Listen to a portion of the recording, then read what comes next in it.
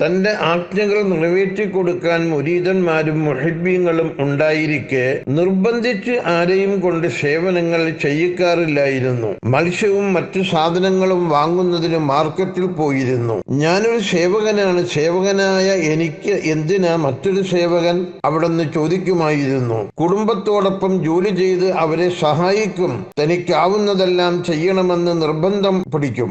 ഏത് നാട്ടിലെത്തിയാലും അവിടുത്തെ ഏറ്റവും സാധുവായ കുടുംബത്തിലാണ് താമസിച്ചിരുന്നത്.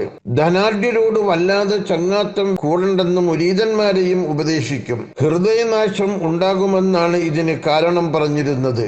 തന്റെ സദസ്സിൽ കൂടിയിരിക്കുമ്പോൾ ഭൗതിക കാര്യങ്ങൾ സംസാരിക്കുന്നതിന് ആർക്കും അനുവാദമുണ്ടായിരുന്നില്ല. ശേഖരിക്കുന്ന സ്ഥലവും വീടുകളും പവിത്രമാണെന്ന് അവർ മനസ്സിലാക്കിയിരുന്നു.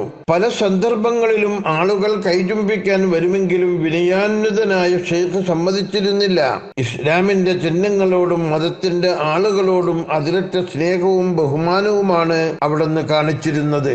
കഅബ ഷരീഫിനോടുള്ള ആദരവ് കുറഞ്ഞു പോകുമെന്ന് കരുതി ഖിബിലക്ക് മഹാനവറുകൾ പിന്നിടാറില്ല.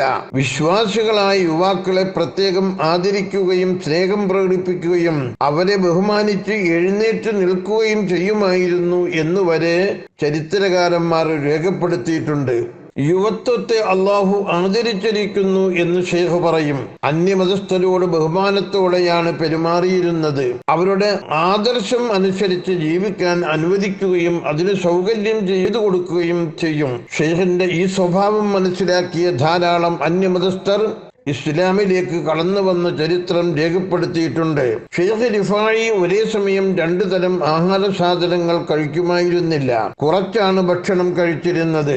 അമിത ഭക്ഷണം സുഖലോലുപനാക്കി ഉറക്കുമെന്നല്ലാതെ എനിക്കെന്താണ് അതുകൊണ്ട് ഗുണം?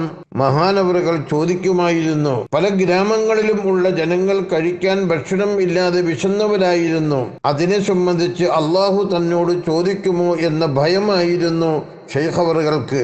ഒരു ദിവസം ഭക്ഷണം കൊണ്ടുവന്നപ്പോൾ ദുനിയാവ് വന്നു എന്ന് പറഞ്ഞ് ഭക്ഷണം കഴിക്കുന്നതും ഭൗതിക പ്രേമമോ? ശിഷ്യന്മാർക്ക് സംശയം. അള്ളാഹുവിനെ ഓർക്കുന്നതിന് വിഘ്നമാകുന്നതെന്തും ഭൗതിക പ്രേമമാണെന്നായിരുന്നു അവിടുത്തെ മറുപടി. ഭക്ഷണം കഴിച്ച പാത്രം കഴുകി അത് കുടിക്കുമായിരുന്നു. ഖിലാദത്ത്